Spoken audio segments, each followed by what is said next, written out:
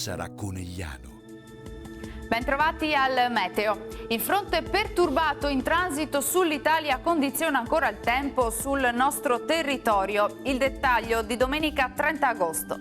Sul Veneto persistono condizioni instabili con cielo molto nuvoloso e con rovesci e temporali diffusi dappertutto, localmente anche forti. Dal pomeriggio saranno possibili delle schiarite, specie sulle pianure meridionali, via via anche sul resto della regione.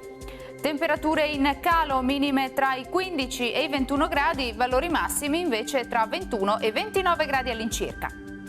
Ci spostiamo ora sul Friuli Venezia Giulia, rovesci intensi, attenzione a possibili locali nubifragi. Entro la nottata generale miglioramento. Temperature minime fino a 21 gradi, massime sui 22-27 gradi all'incirca.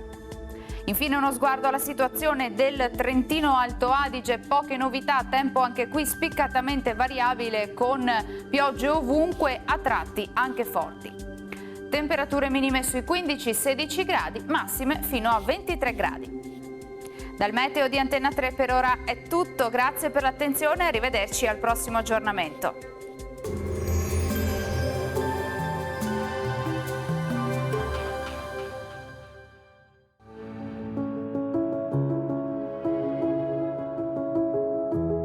Ad accogliervi sarà Conegliano.